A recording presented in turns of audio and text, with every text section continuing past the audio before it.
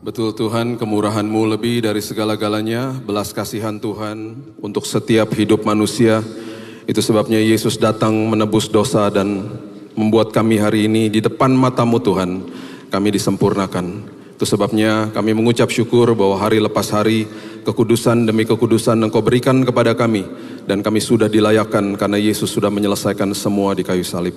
Terima kasih buat hari ini, kesempatan yang kami dapat berkali-kali Tuhan, di hadapan Tuhan, untuk selalu duduk di kaki Tuhan, mendengar isi hati Tuhan. Dan itu sebabnya Tuhan, Roh Kudus sendiri yang membukakan pikiran dan hati kami, tabur benih kebenaran firman Tuhan, dan benih firman ini akan terus menguasai hidup kami. Hanya di dalam nama Tuhan Yesus, kami sambut firman kebenaran, kita sama-sama katakan, amin, amin, amin, amin, haleluya. Silakan duduk, shalom semua. Kalau Bapak Ibu ikuti khotbah-khotbah saya dari beberapa bulan lalu, sebenarnya ada beberapa rangkaian yang saya berusaha bagikan untuk kita semua mengerti bahwa hidup ini adalah perjalanan hidup, ya, it's a road trip, dan seringkali kita masih terkadang membawa ekstra bagasi dari masa lalu. Dan tanpa kita sadari, ekstra bagasi itu akhirnya menyulitkan orang lain, dan akhirnya kalau Alkitab sendiri mengatakan, di dalam bahasa Alkitab dikatakan orang-orang seperti itu akan membuat kerusuhan dan mencemarkan orang di sekitarnya. Dan itu perlu ditanggapi dengan benar, karena orang yang hatinya masih penuh kepahitan, dia akan membuat orang di sekitarnya kepahitan. Jadi seringkali itu yang harus kita pahami, karena setiap hari kita harus grow in grace, kita harus bertumbuh. Bertumbuhnya di mana? Di dalam kasih karunia. Jadi jangan salah, bertumbuhnya di dalam pengenalan akan Tuhan, kasih karunia Tuhan. Nah, sebentar kita lihat ayatnya. Pengertian ini yang memberitahu itu adalah Petrus, yang mengalami sebuah sampah hidup dalam hidupnya. Dan kemudian ketika dia berjumpa dengan Yesus, dia tidak dituduh, dia tidak dihukum, dia tidak dihakimi. Yang terjadi adalah dia ngalamin kasih karunia Tuhan, dan dia tulis akhirnya dari pengalaman pribadinya. Kita sudah tahu, saya sudah pernah bahas di sini, dia mengalami momen namanya momen api arang. Di mana di depan api arang, di depan rumah imam besar Kayafas, dia menyangkal Yesus. Mereka lagi bersanding di situ, mereka lagi menghangatkan tubuh. Dan Alkitab menulis di kitab Yohanes 18 ayat 18, mereka sedang ada di depan situ, termasuk dia menunggu Yesus yang sedang ditahan. Tiba-tiba ada satu orang datang kepada dia dan bertanya, "Kamu murid Yesus ya?" Kemudian dia menyangkal di depan api arang. Dan Yohanes, teman daripada Petrus ini, kemudian menuliskan dengan sangat detail ketika penampakan yang ketiga, ketika Yesus menampakkan diri kepada murid-muridnya. Penampakan pertama, mungkin main kucing-kucingan, si Petrus gak mau deket-deket sama Yesus karena dia merasa bersalah. Setelah Yesus bangkit dan menemui murid-muridnya. Penampakan kedua juga seperti begitu. Dan Alkitab mencatat, di Yohanes pasal yang ke-21, Alkitab mencatat bahwa ketika Yesus menampakkan dirinya kepada Petrus, kepada murid-muridnya yang ketiga kali.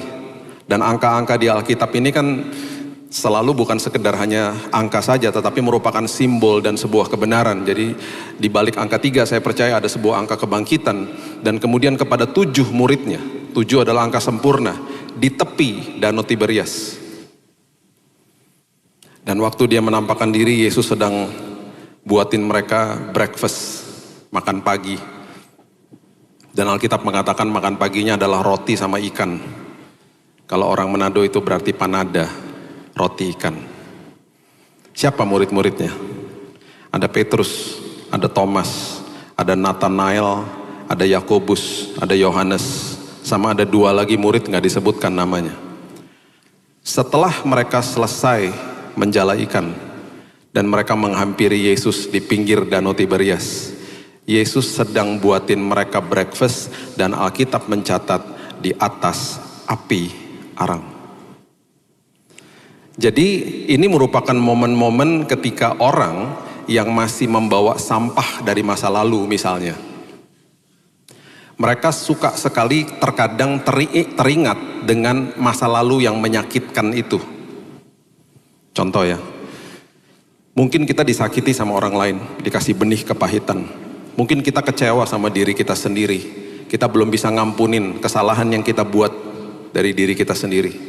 Atau mungkin kita kecewa sama Tuhan. Saya berjumpa dengan banyak teman dan kerabat yang berduka selama 2 tahun, 3 tahun terakhir ini. Dan seperti saya katakan di beberapa bulan yang lalu, iman saya lemah kalau saya berhadapan dengan orang-orang yang sedang berduka. Karena saya berduka bersama mereka. Dan sebagai manusia saya lemah. Bukannya berarti saya mempertanyakan Tuhan dan tidak percaya sama Tuhan. Bukan, sebagai manusia saya lemah. Dan saya udah pernah bahas di tempat ini, gak apa-apa Tuhan, saya mengucap syukur Tuhan selalu memberikan kuncinya. Di Ibrani dikatakan, aku adalah pemimpin dan penyempurna imanmu. Dan kita ngalamin hal yang sama. Saya ngalamin momen-momen seperti itu. Betul-betul gak nyaman, betul-betul gak enak. Dan banyak orang yang saya jumpai, mereka katakan, aku kecewa Pak sama Tuhan. Aku kecewa Pak sama Tuhan. Saya tidak salahkan emosi mereka. Tapi orang seperti ini harus dikonseling, harus diberitahu dengan benar, harus ditemenin, harus dikasih pundak untuk bisa nangis bersama. Itu luapan emosi dia. Kalau orang tua kita yang sudah tua, sudah sepuh, dipanggil pulang, mungkin kita ikhlas-ikhlas saja. Tapi bagaimana kita seorang istri, seorang suami, dipanggil pulang sama Tuhan. Dalam usia yang masih muda misalnya. Bagaimana ketika seorang anak yang Tuhan titipkan dalam kehidupan rumah tangga, dan Tuhan panggil pulang di usia yang mudanya. Orang-orang seperti ini ngalamin momen-momen api arang. Ketika mereka teringat lagi tentang momen-momen yang tragis yang terjadi atas hidupnya. Dan Alkitab mengatakan, jangan jauh-jauh dari kasih karunia Tuhan. Orang-orang seperti begini, saya pernah bertemu sama satu orang bilang gini, aku gak suka lihat muka orang itu. Emang kamu kenal? Enggak. Lah kenapa kamu kesal? Dia mengingatkan sama aku muka orang yang pernah melukai hatiku. Itu momen api arang. Pak, saya sedih Pak, saya stres Pak kalau ngelihat anak kecil. Kenapa? Karena saya ingat anak saya yang dipanggil pulang sama Tuhan. Pak, saya renyuh hati saya Pak ketika lihat ada pasangan yang berjalan di depan saya. Karena saya ingat pasangan saya yang dipanggil pulang sama Tuhan. Mau ngomong apa? Saya gak ada kata-kata. Itu adalah momen-momen yang pernah manusia lewati. Ada momen kepahitan, ada momen kecewa, ada momen yang kecewa sama Tuhan bahkan. Bapak Ibu bisa bayangkan, ketika Petrus duduk di depan api arang, dimasakin pagi sama Yesus. Apa enggak hatinya langsung dek? Duh, teringat pasti. Yohanes tuh tulis itu enggak main-main, dia tulis di bukunya tentang temannya itu. Apa enggak langsung, aduh, bentar lagi aku diajak ngomong nih sama dia. Benar.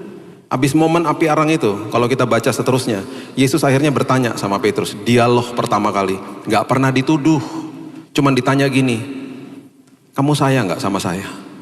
Karena terlebih dahulu aku telah mengasihimu mati dan bangkit untukmu. Itu maksudnya. Kenapa? Karena Yesus mau ketika kita ingat tentang momen-momen masa lalu itu di dalam hidup kita, dia mau kita pulih, dia mau kita gak bawa sampah dari masa lalu. Dia mau kita nggak bawa ekstra bagasi dari masa lalu. Dia mau kita pulih. Dan dia setelah dia bertanya itu sama Petrus, dia nggak tuduh dia. Dia kemudian mau supaya Petrus jadi berkat bagi orang lain. 3 kali juga dia katakan begini, gembalakan domba-dombaku. Petrus jadi pilar gereja mula-mula. Dan ketika dia berkhotbah 3.000 orang bertobat setelah itu. Dari pengalaman ini, dia mulai tulis sebuah kisah yang sangat indah. Sebelumnya kita baca dulu Ibrani pasal yang ke-12, ayat yang ke-15 mengatakan begini. Ibrani 12 ayat 15. Jagalah supaya jangan ada seorang pun menjauhkan diri dari kasih karunia Allah. Tuh, jelas. Jangan jauh-jauh dari kasih karunia Allah. Belajar terima yang terbaik dari Tuhan setiap hari. Dia sangat mengasihimu. Agar apa? Jangan tumbuh akar yang pahit. Supaya nggak tumbuh akar yang pahit. Yang bisa menimbulkan apa? Kerusuhan dan mencemarkan banyak orang. Kita kalau lihat demonstrasi yang ada kerusuhan, kita kesel hati kita. Apalagi kalau terjadi di dalam kota kita. Ini kenapa sih ini orang-orang buat rusuh aja gitu. Kita nggak sadar orang-orang yang membawa sampah dari masa lalu bisa merusuhkan orang-orang yang ada di dekatnya. Dan Alkitab mengatakan mencemarkan hati mereka.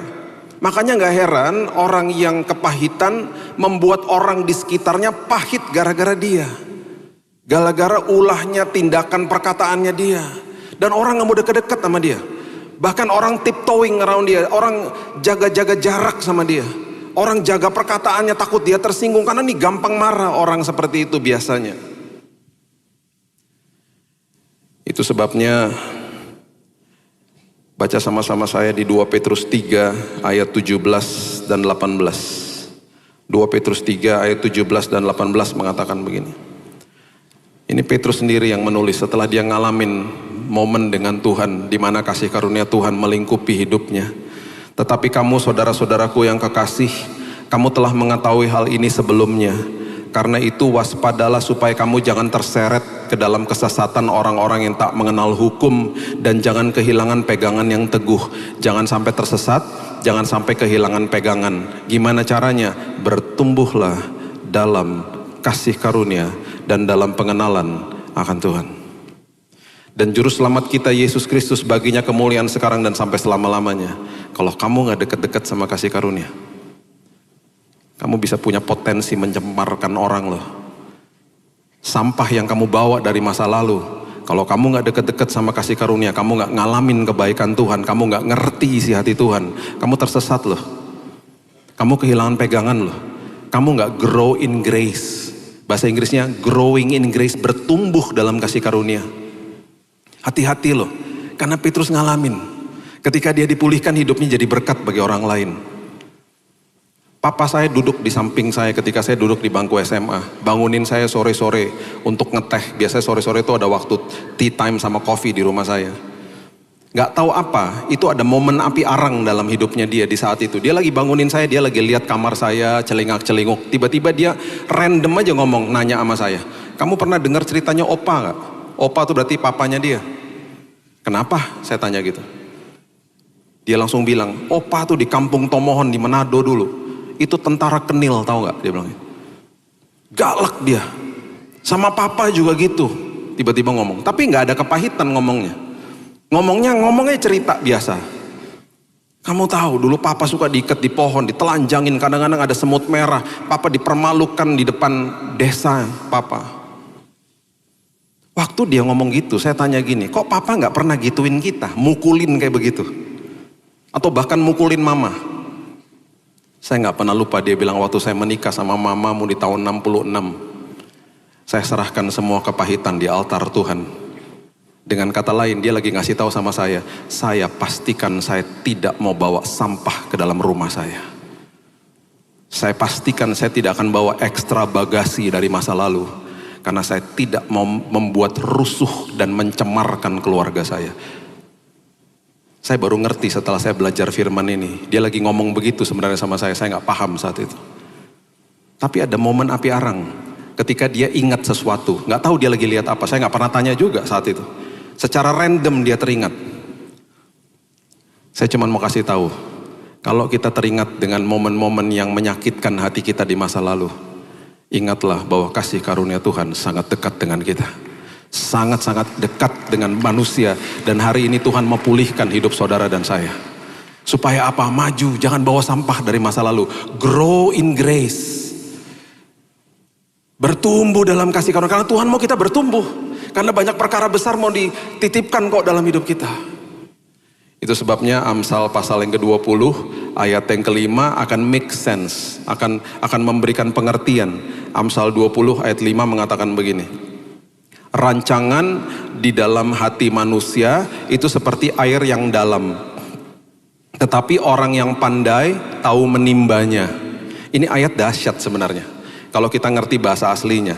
Rancangan itu etsah. Etsah itu dalam bahasa Ibrani artinya pedoman, kebijaksanaan, sebuah tujuan atau bahkan nasihat yang diberikan sama Roh Kudus atau firman Tuhan untuk kita. Berarti firman yang kita baca, firman yang kita dengar gitu loh. Itu adalah rancangan, etsah di dalam hati manusia. Sudah ke-download ke dalam sini ketika kita dengar dan kita baca. Seperti air yang dalam. Dalam tuh artinya sesuatu yang sangat-sangat merasuki hidup manusia. Tetapi itu jadi percuma kalau kita nggak ngambil keputusan untuk menghidupinya. Itu sebabnya dikatakan orang yang pandai tahu menimba. Menimba tuh artinya adalah dalah. Dalah itu bahasa Ibrani artinya mengambil dari kedalaman dibawa ke permukaan. Firman yang tertanam dalam hidup kita dibawa dari dalam, dibawa sampai ke permukaan untuk kita lakukan. Makanya dikatakan di sini orang yang pandai tahu melakukan itu. Orang yang pandai artinya tabun bahasa Ibrani. Tabun itu artinya orang itu cakap berargumentasi. Berargumentasi sama siapa? Berargumentasi sama dirinya sendiri. Karena pribadi yang paling sulit ditaklukkan adalah diri sendiri, bukan iblis. Iblis sudah kalah di kayu salib. Dia hanya bisa menyerang pikiran kita tiap hari. Itu sebabnya setiap hari kita bergumul melawan pikiran kita. Dan minta sama Tuhan, Tuhan aku mau dekat-dekat sama kasih karunia supaya aku cakap berargumentasi sama diri sendiri. Karena pribadi yang paling sering bicara sama kita adalah diri kita sendiri. Orang bunuh diri itu nggak langsung cuma satu hari dia ngerasa stres langsung besoknya bunuh diri, enggak.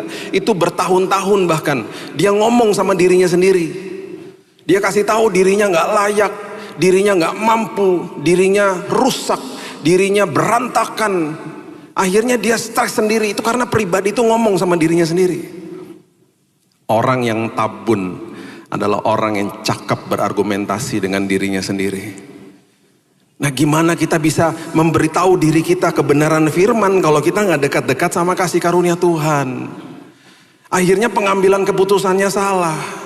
Ketika pengambilan keputusannya salah, akhirnya kita hidupnya betul-betul kita arah langkah kita di dalam perjalanan iman kita salah jalan lah, kesinilah dan lain sebagainya. Dan kita akhirnya tidak paham bahwa banyak rambu-rambu yang Tuhan sudah kasih. Dan karena kita nggak bertumbuh, nggak dekat sama Tuhan, kita nggak paham rambu-rambu ini harus kemana. Saya minggu lalu ya, istri saya pergi ke luar negeri. Saya nggak bisa ikut karena ada ponakan kami yang wisuda. Karena saya ada jadwal jadi saya nggak bisa ikut. Saya bilang kamu pergi sendiri. Ini yang terjadi. Istri saya itu orangnya kalau dites kepribadiannya intim dominan. Semua kepribadian tuh ada plus dan minus. Orang intim itu temannya banyak, kelebihannya. Wah banyak temannya. Kalau ketemu orang rame pasti. Itu istri saya. Orang intim kelemahannya nggak teliti. Berantakan, pelupa. Dulu ya, dulu sekarang udah nggak. HP hilang 5 kali, ketinggalan di toilet. Dulu. Nah saya kalau dites kepribadian stabil cermat. Jadi teliti, kelebihannya teliti. Kekurangannya nggak fleksibel aja orangnya. Pasti ada kelebihan kekurangan lah. Jadi kan saling melengkapi. Jadi saya ngerti waktu kita mau menikah kita lihat, oh berarti ini kekurangan, ini kelebihan. Kita saling melengkapi. Kalau dia traveling sama saya akan pasti hati-hati, saya akan bawa paspor dan saya akan cek berulang kali karena teliti saya. Di rumah dicek, di mobil dicek gitu ya. Teliti. Jadi udah dia tahu beres lah. Kemarin kan dia pergi sendiri. Jadi saya udah pastikan juga dari rumah, keluar dari kamar. Sayang, paspor udah bawa. Udah. Di mobil saya cek lagi. Sayang, paspor udah bawa. Mulai kesel dia. Udah, kamu tuh bawel banget sih. Kelihatan sih memang ada. Jarak dari rumah saya ke Soekarno-Hatta 30 kilo. 30 kilo. Makanya saya kalau kemana-mana lebih suka ke Halim, karena ke Halim itu cuma 10 kilo dari rumah saya, sepertiganya. Jadi kalau nggak perlu Soekarno-Hatta, nggak mau saya ke sana, terlalu jauh. Tapi kan ini pesawat internasional, nggak ada di Halim, ya harus ke sana. Nah, sebelum keluar dari perumahan, kompleks perumahan, tiba-tiba ada suara dalam hati saya. Bill, coba tanya lagi sekali lagi sama istrimu dan suruh dia buka pasportnya. Tuhan, saya udah nanya 2 kali tadi dimarahin loh Tuhan. Ini ketiga kali dan saya suruh buka, ntar dia keluar dari mobil naik taksi lagi, ngambek. Nah, istri saya nggak gitu. Gimana nih? Terus saya ngomong sama dia, sayang, pasportnya boleh nggak aku lihat? Kamu tuh ya bener-bener deh, bawel banget sih dari tadi urusan pasport aja gitu. Coba aku boleh nggak lihat? Dibuka aja, dibuka. Aku mau lihat halaman pertamanya yang ada fotonya itu loh. Bapak Ibu, pasport kalau lama, pasport bekas, biasanya di halaman yang ada fotonya tuh ada bekas guntingan, betul ya? Ada guntingannya. Waktu dia keluarin dari tasnya dan dia buka, saya lihat dari sini, ada guntingannya. Berarti kan dia bawa pasport lama. Cuman saya diam aja. Pasport lama. Diam aja. Tiba-tiba ada suara lembut banget. Iya, paspornya salah. Terus saya tanya, jadi gimana? Ya udah pulang aja. Bener pulang? Ya iyalah, masa mau bawa pasport lama? Dalam perjalanan pulang saya bilang gini, makanya denger-denger sama suami. Kamu bisa bayangin gak, kamu udah sampai di depan counternya airlines-nya. Pas kamu buka, salah pasportnya. Dan pasti kamu kan telepon aku. Emangnya kalau paspor salah kamu bisa kasih tunjuk KTP? Ini kan internasional, mana bisa? Pastikan kamu telepon aku. Suruh ngapain? Suruh ngambil paspor yang asli, ya kan? Ini udah jam 5 sore di Jakarta. Berarti aku balik ke rumah 30 kilo. Ngambil balik lagi 60 kilo. Belum macet, ketinggalan pesawat kamu. Bener gak? Iya. Kan ya dengerin. Suami yang teliti ini. Dia ambil paspor di depan rumah. Dia keluar. Saya cek lagi sekali lagi. Boleh gak buka lagi? Jangan-jangan paspor saya dibawa. Dia buka, tuh bener-bener. Bapak Ibu tahu, waktu saya pencet Google Map, yang tadinya saya diarahkan ke arah sana, kan tol di Jakarta banyak. Sekarang saya diarahkan ke tol yang berbeda. Saya cuma mengucap syukur dalam hati saya. Saya bilang gini, Tuhan terima kasih ya. Apapun kondisi hidup, mungkin aja ada bahaya di sana. Tuhan arahkan dan aku selalu percaya sama pimpinan Tuhan pasti aman dan nyaman. Amin. Kita nggak pernah tahu. Jadi kalau ada apa-apa terjadi dalam hidup jangan ngambek sama Tuhan. Pimpinan Tuhan nggak pernah salah kok. Dan lewat jalan itu tiba-tiba yang tadinya saya lihat 1,5 jam, 1 jam udah nyampe. Tiba-tiba yang tadinya mungkin ada macet clear. Pimpinan Tuhan selalu tepat. Pimpinan Tuhan selalu terbaik. Dan jangan lupa dengerin suami. Saya itu, suami-suami kan biasa dikasih mata-mata visualnya jago, ya kan. Jadi kalau di mall juga gitu. Parkir di B1, keluar lewat sini, nanti di mallnya mau masuk lagi tahu udah hafal tokonya kan. Itu kan kelebihannya pria. Pria tuh visualnya memang hebat. Wanita itu kelebihannya mulut sama telinga, bisa mendengar hebat gitu. Pria tuh visual. Jadi berkali-kali saya mau balik ke mobil, udah tahu parkir di mana. Istri dulu. Bukan di situ parkirnya. Saya bilang udah di sini ikutin aja. Bukan bawel, bilang saya, Tuhan bungkam mulutnya Tuhan, Tuhan bungkam Tuhan tolong Tuhan. Udah sayang ikutin aja. Ketemu nggak mobilnya? Ketemu kan? Selalu kalau ketemu mobilnya dia selalu bilang begini. Ini tadi mobilnya nggak parkir sini kok. Lah emang siapa yang pindah-pindahin? Emang mobilnya pindah-pindah sendiri? Kenapa sih wanita tuh gak mau disalahkan? Akhirnya satu hari dia, ya udah ya memang kamu udah kehebatannya visual. Emang gitu kok. Pria tuh visual sama perut. Kalau nggak makan nggak terbuka otaknya. Tapi kalau wanita mulut sama telinga ya, pendengarannya hebat, bicara banyak. Makanya wanita kalau ngomong sama wanita satu topik bisa 1 jam. Ya ampun Ci, ya ampun masa sih gitu. Saya lewat lagi setengah jam lagi ngomong hal yang sama loh.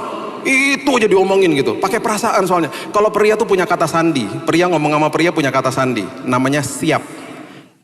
Ya, oke. Ya, siap. Oke sih, itu berarti yuk udahan saya udah ngerti.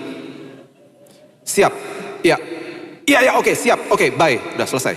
Itu pria. Pria nggak suka banyak ngomong. Tapi kalau wanita, wah, luar biasa. Makanya kalau habis ibadah kayak nginden gini, nanti habis selesai ibadah, pria-pria udah langsung ke kendaraan ya kan, karena lapar mau makan siang. Wanita-wanita, istri-istri nggak pernah diajakin ngobrol, nyangkut di pintu gereja. Ketemu sama temennya, Ci apa kabar? Pria-pria, jangan kirim anak wanita untuk panggil mamanya. Karena dia wanita juga. Mami, papi udah nungguin di mobil, tante apa kabar? Dia ngobrol juga. Makin lama, kirim pasukan Kopassus, anak laki-laki. Karena dia juga lapar. Mami yuk, papi udah lapar, bye tante sampai minggu depan. Udah, mami jangan banyak ngomong, udah yuk, lapar aku. Gitu. Itu kelebihannya ya. Nah, firman Tuhan bilang begini ya. Coba lihat 1 Korintus 2 ayat 14. 1 Korintus 2 ayat 14. Manusia duniawi tidak menerima apa yang berasal dari roh Allah. Tuh. Karena hal itu baginya adalah suatu apa? Kebodohan. Dan ia tidak dapat memahaminya sebab hal itu hanya dapat dinilai secara rohani. Ini mengerikan loh. Ini ayat seringkali mungkin dibaca, ditafsirkan begini. Oh itu buat orang dunia, enak aja. Enggak. Kita ini waktu terima Yesus, kita kan dibenarkan. Sekarang kita proses yang saya berkali-kali katakan, kita nih sanctification, kita proses dikuduskan tiap hari, sekolah kehidupan. Berarti sampah-sampah yang masa lalu lagi mau didetox nih sama Roh Kudus, tiap hari loh. Dengan pendengaran firman kita bertumbuh dalam kasih karunia. Nah, banyak orang kalau nggak belajar firman dan nggak ngerti firman, ayat ini kalau saya rangkumkan dalam kata-kata yang sederhana adalah begini. Kalau kamu tidak mengerti kebenaran, kebenaran itu jadi kebodohan bagi dirimu. Itu maksudnya. Kalau kamu tidak memahami sesuatu hal, hal itu jadi kebodohan bagi dirimu. Contoh, saya nggak paham dunia lukisan. Jadi lukisan harganya MM-an bagi saya kayak aneh gitu loh. Ini kan lukisan cuman kayak aut-autan aja gitu loh. Kok bisa sampai mahal segitu gitu? Karena saya nggak ngerti dunia lukisan. Teman saya bilang, kamu mesti plototin Bill, itu ada artinya. Saya plototin makin pusing saya. Karena saya nggak ngerti, kayak abstrak soalnya kan. Nggak ngerti dunia lukisan.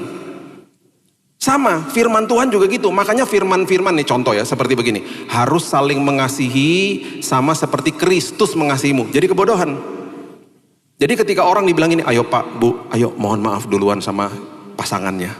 Ayo minta maaf duluan. Enak aja, bukan saya yang salah kok Pak. Gitu. Nah, jadi kebodohan kan? Saling mengasihi sama seperti Kristus mengasihi saya. Bukan sama seperti orang itu ngasih saya, bukan. Minta maaf duluan Bu, Pak, itu bukan berarti Bapak Ibu yang salah, bukan. Itu berarti Bapak dan Ibu sedang mencairkan suasana. Jadi termostat bukan jadi termometer. Termometer suhunya sekian, dia ikutan sekian. Termostat itu kayak remote AC, lagi panas saya dinginin, lagi dingin saya hangatkan, gitu loh. Jadinya dia bertumbuh di dalam kasih. Jadi firman-firman yang memang sulit dilakukan karena bertentangan dengan nilai dunia, nggak lagi jadi kebodohan bagi hidupnya, gitu loh. Sama seperti kalau saya berkisah sama saudara tentang hobi saya. Saya punya hobi pesawat terbang. Saya udah pernah kisahkan di sini. Saya punya 300 lebih pesawat terbang. Mainan, jangan kaget. Ya. Diecast segini-segini. Saya bisa berkisah. Saya bisa ngobrol tentang dunia aviasi. Saya berkali-kali ini kemarin saya ngobrol lagi sama teman saya, salah satu kapten dari pesawat maskapai terkenal di Indonesia. Bill, kapan lagi main ke simulator aku gitu? Ayo Captain, nanti saya kesana lagi. Saya belajar terbangin pesawat sama dia. Kokpit asli loh, bukan komputer. Kokpit asli. Pesawat Boeing 737. Jadi mendarat dan landing saya udah cukup-cukup paham. Jadi satu hari kalau tiba-tiba Bapak Ibu di pesawat pilotnya sakit perut, saya bisa mendaratin. Kalau tiba-tiba pendaratannya agak guncang-guncang, mungkin saya yang daratin. Bisa lah, sedikit-sedikit. Saya bisa berkisah nih tentang pesawat. Saya bisa ngomongin pesawat berjam-jam karena saya suka banget. Sampai pabriknya saya datengin, pabriknya Boeing, ngeliatin, nontonin cara pembuatannya. Jadi hobinya betul-betul hobi serius. Pesawat punya nomor polisi, ayo. Kalau belum tahu, pas lagi ngantri di Garbarata, lihat ke bagian belakang, buntutnya pesawat ada tulisan PK sekian-sekian. PK bukan persembahan kasih. Itu artinya papa kilo sekian, itu nomor polisi registrasi pesawat itu berasal dari Indonesia. Kalau ada pesawat depannya N, bukan dari Malang. Itu artinya dia dari Amerika pesawatnya. Itu nomor polisinya, sampai hafal saya. Dan nomor itu registrasi kalau saya masukin di airfleets.net, saya langsung tahu pesawat yang saya naik ini usianya berapa tahun. Sebelum ini dipakai sama maskapai apa? Apakah ini bekas? Apakah ini langsung dari pabrikan? Tahu saya langsung. Saya nggak bisa dibohongin sama orang counter. Saya tinggal tanya gini, Mbak, pesawat yang saya mau naikin dari mana? Datangnya, Mbak. Dia tinggal kasih tahu, saya tinggal masuk flight radar, saya tinggal kira-kira turnover time berapa lama, saya datangin lagi, Mbak, delay 15 menit ya. Kok Bapak tahu sih, Pak? Gitu. Saya masuk airport, yang saya lihat bukan seperti orang biasa lihat. Saya pakai mata rohani masuk airport. Saya melihat dari sisi yang berbeda. Kenapa? Karena saya paham dunia aviasi. Saya bukan sekedar hanya tahu pesawatnya aja. Saya bahkan kalau lihat pesawat dari bawah, saya tahu loh itu model apa. A320, 33, dari bawah aja ketahuan. Karena matanya udah kebiasaan. Nih, saya bisa berkisah nih. Tidak jadi kebodohan bagi saya. Karena saya paham. Bagi yang nggak ngerti, ngapain sih Pak Billy punya pesawat-pesawat kecil? Ngapain kok pergi? Jadi kebodohan, karena nggak paham. Makanya Paulus bilang, yuk bertumbuhlah di dalam kasih karunia. Petrus katakan dipertajam sama Paulus, yuk kamu harus ngerti firman. Supaya firman nggak jadi kebodohan bagi hidupmu. Coba lihat ini. Mazmur 131 ayat yang kedua. Mazmur 131 ayat yang kedua. Ini menjadi salah satu doa saya loh Bapak Ibu kalau pagi. Karena doanya Daud ini dahsyat banget menurut saya. Dia katakan begini, sesungguhnya aku telah menenangkan dan mendiamkan jiwaku. Daud loh ngomong, Tuhan aku mau menenangkan dan mendiamkan jiwaku. Kalau saya bisa tambahkan yang penuh sampah dari masa lalu. Seperti anak yang disapih berbaring dekat ibunya. Ya seperti anak yang disapih jiwaku dalam diriku. Disapih itu berarti meninggalkan ketergantungan sama susu. Anak kecil, tiba-tiba susunya diambil, nangis gak? Nangis, nangis. Daud bilang, aku mau bertumbuh Tuhan. Aku mau menenangkan jiwaku yang penuh sampah, aku gak mau minum susu lagi. Aku mau bertumbuh dewasa, itu maksudnya.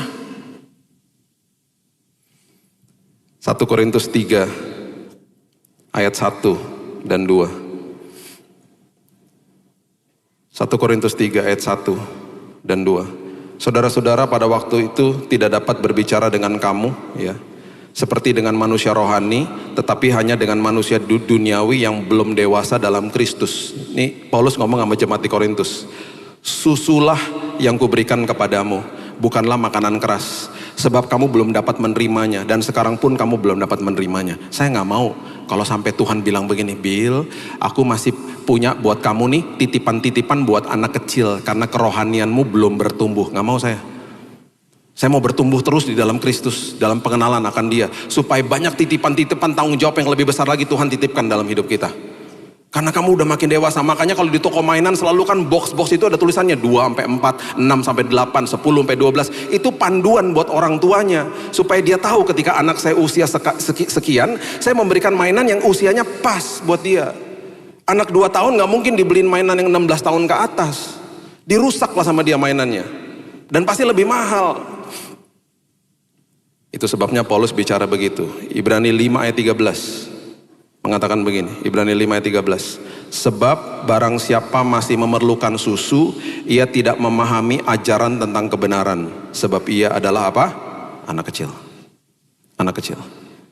Kita kalau bicara sama anak kecil juga beda kan bahasanya. Kita kalau ngomong sama anak kecil kan gini, halo, namanya siapa? Kan gitu.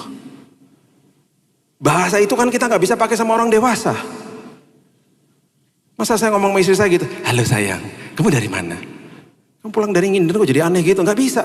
Bahasanya nggak bisa pakai bahasa anak kecil. Mau Tuhan ngomong sama kita kayak begitu? Masih kecil rohani. Akhirnya titipan-titipan yang hebat akhirnya tertunda.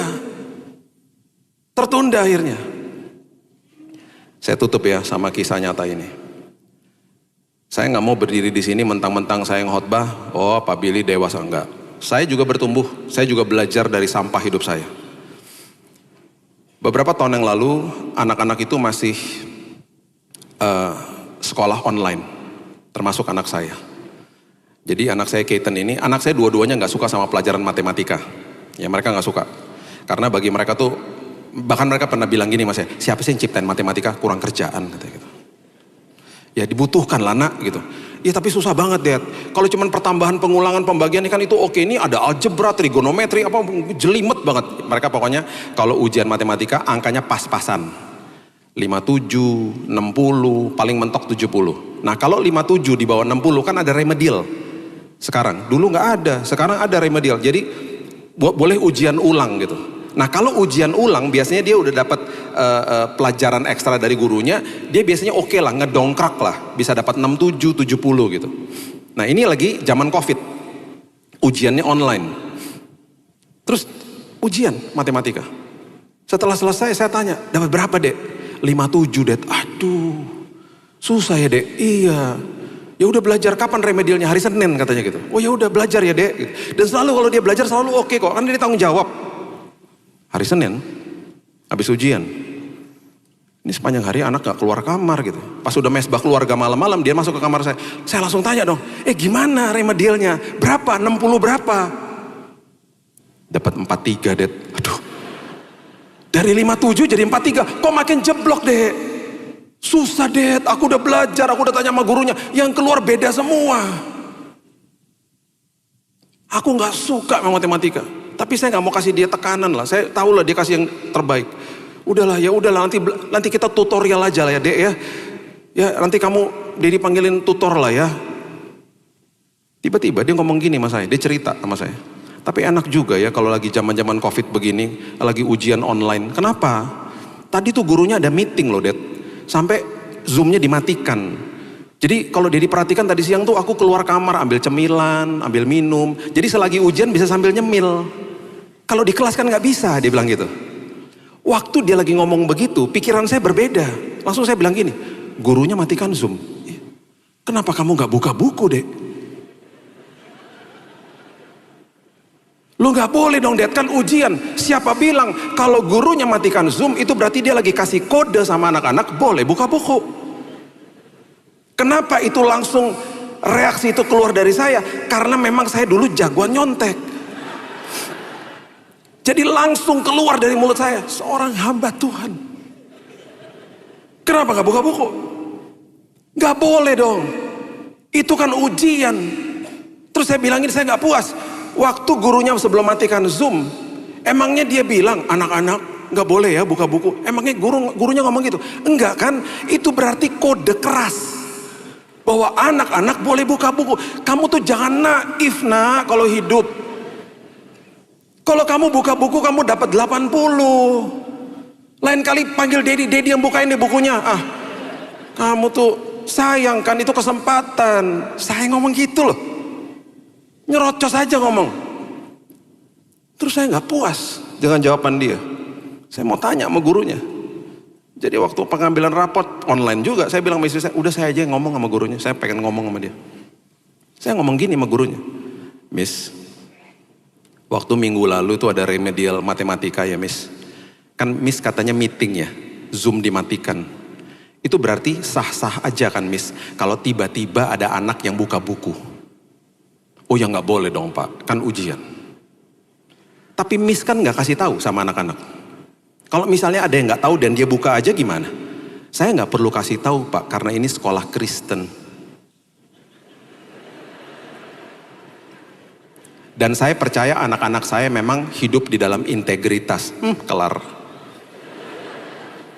Yang lebih memalukan dia bilang begini, Pak Billy kapan lagi khotbah di sini? Malam hari, saya peluk anak saya. Saya bilang, Dek, maafkan aku. Aku salah. Lagi minta maaf, istri saya lewat di belakang saya, nyebelin tau gak? Hamba Tuhan ngajarin anak bohong, gimana sih? Tuhan kenapa sih ada suara-suara kayak begitu? Suara-suara tuduhan. Tahu nggak anak saya ngomong apa? Dan ini betul-betul menampar saya. Dia bilang gini sama saya, Dedi, aku lebih baik dapat angka 43 daripada aku nyontek.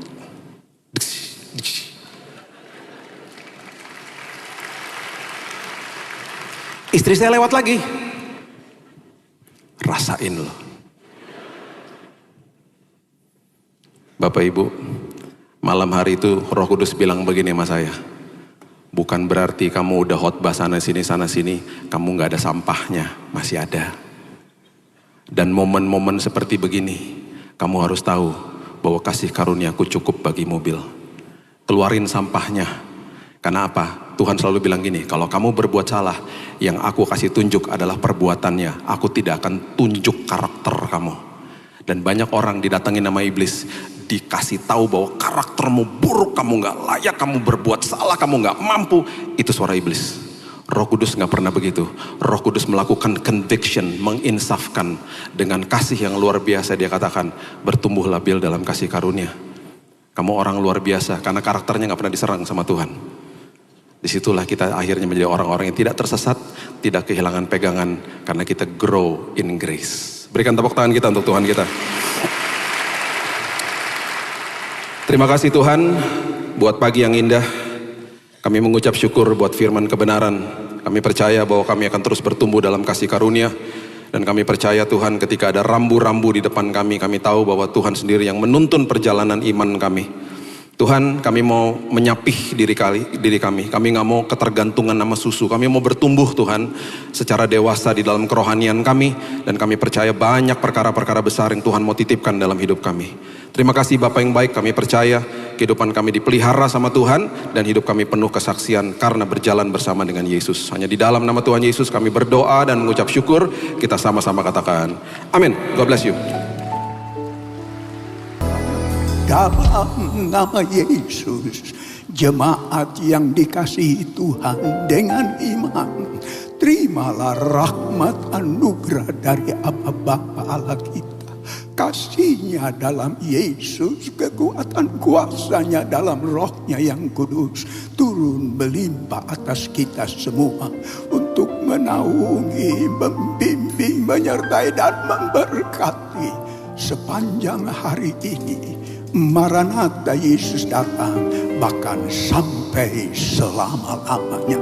Dalam nama Yesus, semua yang percaya sama-sama kita berkata, amin.